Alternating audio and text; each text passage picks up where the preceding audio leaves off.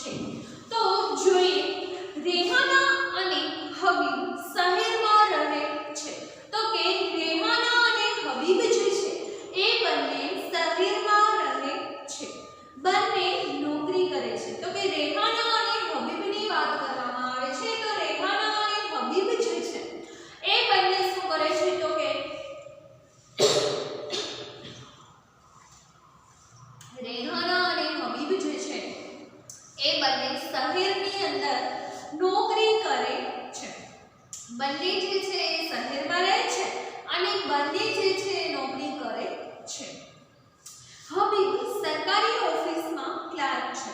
હબીબ જે છે શું કરે છે કામ? તો કે હબીબ જે છે એ સરકારી નોકરી જે હોય, સરકારી ઓફિસ જે હોય એ ઓફિસની અંદર ક્લાર્ક છે અને રેહાના શાળામાં ભણાવે છે. તો શું કહે છે? તો કે હબીબ જે છે એ પોતે સરકારી ઓફિસમાં શું કરે છે? તો કે ક્લાર્ક છે. હબીબ જે છે એ સરકારી ઓફિસમાં ક્લાર્ક છે અને રેહાના શાળામાં ભણાવે છે. રેહાના જે છે શું કરે છે? તો કે એ શાળામાં ભણાવે છે.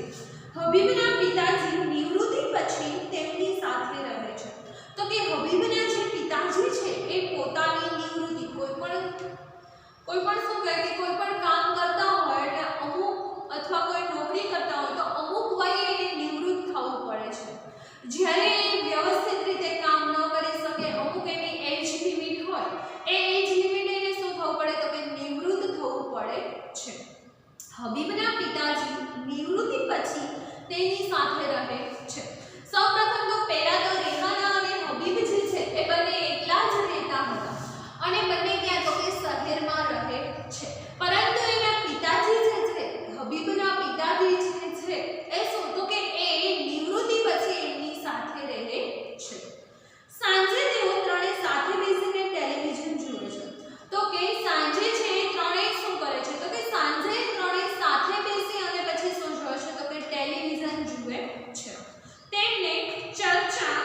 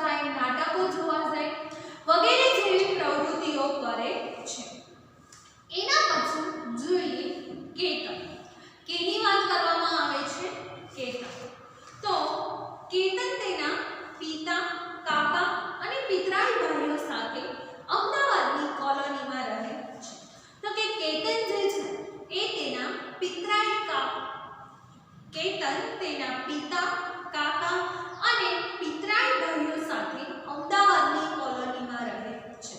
હવે આવે છે કેતનના પરિવારની વાત આવે છે. પહેલું હતું એ આપણે સીતાના પરિવારની વાત કરી હતી. અહીંયા આપણે ઘણા બધા કુટુંબો વિશે જાણવાનું છે. પહેલું હતું સીતા, બીજું તારા, એના પછી ત્રીજું રેહાના અને હબીબ. અને હવે વાત કરવામાં આવે છે કેતનના પરિવાર વિશે. તો કેતન છે એના પિતા છે, કાકા અને પિતરાઈ ભાઈઓ સાથે અમદાવાદની કોલોનીમાં રહે છે. કેતન અને તેના ભાઈઓને અમદાવાદ ભણવા માટે આવવું પડ્યું. તો કે કેતનના જે પિતા અને કાકા છે એની સાથે કેતન અને કેતનના પિતરાઈ ભાઈઓ છે એની સાથે અમદાવાદની કોલોનીમાં રહે છે. કેતન અને એના ભાઈઓને અમદાવાદ ભણવા માટે આવવું પડ્યું. તો કે કેતન અને એનો જે ભાઈ છે એને શું કર્યું? તો કે એને ભણવા માટે થઈ અને અમદાવાદ આવવું પડ્યું. તેના પિતા અને કાકા જે છે એ અહીં કામ કરે છે. કેતનના પિતા અને કાકા જે છે એ પોતે અહીંયા શું કરે છે? તો કે કામ કરે છે. બધા ભેગા મળીને ઘરકામ કરે છે. અને તો કે ઘરકામ પણ કેવી રીતે કરે છે? તો કે બધા લોકો ભેગા મળી અને પછી પોતે ઘરકામ કરે છે. કેતનના કાકાએ બનાવેલી રસોઈ દરેકને ગમે છે. જો અહીંયા કોણ કોણ રહે છે? તો કે કેતનના પિતા રહે છે, કેતનના કાકા રહે છે અને એની સાથે સાથે પિતરાઈ ભાઈઓ સાથે કેતન છે એને ક્યાં આવવું પડે છે? તો કે અમદાવાદ આવવું પડે છે. અમદાવાદ કોણ કોણ આવે છે? તો કે કેતન અને કેતનના પિતરાઈ ભાઈઓને, કેતન અને તેના ભાઈઓને અમદાવાદ કેના માટે આવવું પડે છે? તો કે ભણવા માટે થઈ અને અમદાવાદ આવવું પડે છે. તો અહીંયા શું છે? તો કે એના પિતા અને કાકા જે છે એ બંને શું કરે છે? તો કે અહીં કામ કરે છે. બધા ભેગા મળીને ઘરકામ કરે છે. તો કે બધા લોકો ભેગા મળી અને ઘરનું કામ કરે છે. કેતનના કાકાએ બનાવેલી રસોઈ દરેકને ગમે છે. તો કે કેતનના કાકાએ જે રસોઈ બનાવે છે, રસોઈ કોણ બનાવે છે? તો કે કેતનના કાકા બનાવે છે. અને કેતનના કાકાએ બનાવેલી જે રસોઈ છે એ રસોઈ બધાને ગમે છે. કેતનના પિતા બજારમાંથી ખરીદી કરી લાવે છે. કેતનના જે પિતા જે છે એ શું કરે છે? તો કે બજારમાંથી ખરીદી કરીને લાવે છે. શું થાય છે? તો કે કેતનના જે પિતા છે એ શું કરે છે? તો કે કેતનના પિતા જે છે એ બજારમાંથી ખરીદી કરી અને લઈ આવે છે. કારણ કે જો કેતનના કાકા છે એ પોતે શું કરે છે? તો કે રસોઈ બનાવે છે અને કેતનના પિતા છે એ બજારમાંથી ઘણી બધી વસ્તુઓ લઈ આવવાની હોય એ બધી વસ્તુઓને લાવે છે. તેનો થોડા પૈસા કેતનના દાદાને નિયમિત ગામડે મોકલે છે. તેઓ શું કરે છે? તો કે થોડા પૈસા છે એ કેતનના દાદાને નિયમિત રૂપે ગામડે મોકલે છે. શું વાત કરવામાં આવે છે? તો કે જેટલા પૈસા તેઓ કેતનના પિતા અને કેતનના કાકા કમાય છે એમાંથી થોડા પૈસા શું કરે છે? તો કે કેતનના દાદાને નિયમિત ગામડે મોકલે છે. તેઓ થોડા પૈસા શું કરે છે? તો કે કેતનના દાદાને નિયમિત ગામડે મોકલે છે. કેતનની માતા, દાદા, દાદી, કાકી, નાના મોટા ભાઈઓ કે બહેનો તેઓના ગામડે રહે છે. કેતનના પિતા અને કાકા જે છે એ પોતે ક્યાં રહે છે? તો કે અમદાવાદ શહેરની અંદર રહે છે. એ પછી કેતનને અમદાવાદ છે એ કોલોનીમાં રહે છે. કેતન અને તેના ભાઈને અમદાવાદ ભણવા માટે આવવું પડ્યું છે. પરંતુ શું છે? તો કે કેતનની જે માતા છે, કાકી છે, દાદા દાદી છે અને એના જે નાના મોટા ભાઈઓ બહેનો છે એ ક્યાં રહે છે? તો કે તે ગામડે રહે છે. વર્ષમાં એકવાર કેતન ગામડે જાય છે. તેની માં ગામડે રહે છે અને કેતન અમદાવાદમાં રહે છે. તો કે વર્ષમાં જ્યારે રજાઓ હોય છે એ રજાઓની અંદર કેતન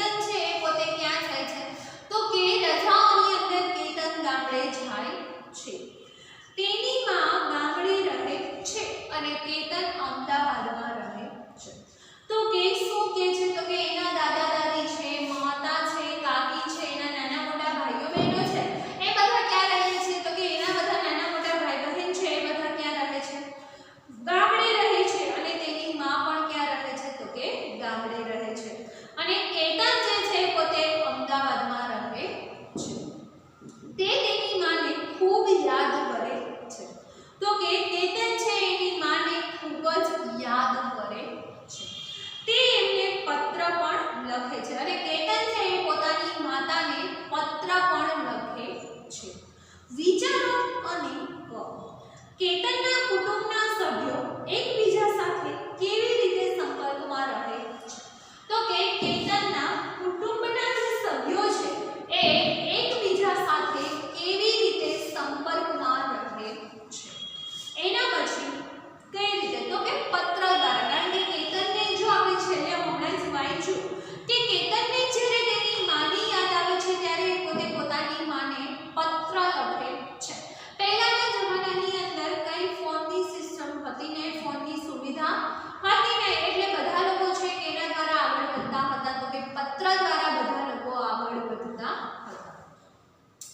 એના પછી જોઈએ કેતનના કુટુંબના કયા સભ્યો શહેરમાં અને કયા સભ્યો ગામડામાં રહે છે કે?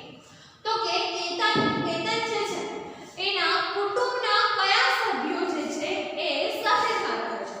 તો કે કેતનના પિતા અને કાકા છે ત્યાં રહે છે, શહેરમાં રહે છે. તો એનું કારણ શું છે? તો કે કેતનના પિતા અને કાકા જે છે એ પોતે પોતાનું કામ માટે થઈ અને ત્યાં રહે છે. કેતનના પિતા અને કાકા જે છે એ પોતે ત્યાં કામ કરે છે. હવે વાત એવી કેતન અને તેના ભાઈઓની. તો કેતન અને એના એકાદ બે ભાઈઓ હશે એ ક્યાં જાય છે? તો કે એ ભણવા માટે થઈ અને અમદાવાદ જાય છે. કેતન અને કેતનના ભાઈઓ જે છે એ શા માટે જાય છે? તો કે કેતન અને કેતનના ભાઈઓ ભણવા માટે થઈ અને પોતે ક્યાં જાય છે? તો કે અમદાવાદ જાય છે. એના પછી વાત કરીએ આપણે તો કે કેતનના કયા કયા સભ્યો ગામડામાં રહે છે? તો કે કેતનની માતા, દાદા દાદી, કાકી અને એના નાના મોટા બીજા ભાઈઓ જે છે એ શું કરે છે? તો કે એ ગામડામાં રહે છે. તો હવે વાત સાંભળીએ કે માતા અને કાકી છે એ શા માટે ગામડે રહે છે? તો કે ગામડે જે ખેતી હોય, આ ઉપરાંત ઢોર ઢાંકર હોય, આ ઉપરાંત દાદા દાદીની સાર સંભાળ રાખવા માટે કેતનના કાકી અને કેતનની માતા જે છે એ પોતે ગામડામાં રહે છે. આ ઉપરાંત બીજી કઈ વાત? તો એ કેતન જે છે બરાબર, એના બીજા નાના મોટા ભાઈઓ છે એ પણ ક્યાં રહે છે? તો કે ગામડે રહે છે. તો કે અમુક નાના ભાઈઓ છે એ ક્યાં ભણતા હોય? તો કે અમુક ધોરણ સુધી તો એ લોકોને ગામડાની સ્કૂલોની અંદર જ ભણાવવામાં આવે છે.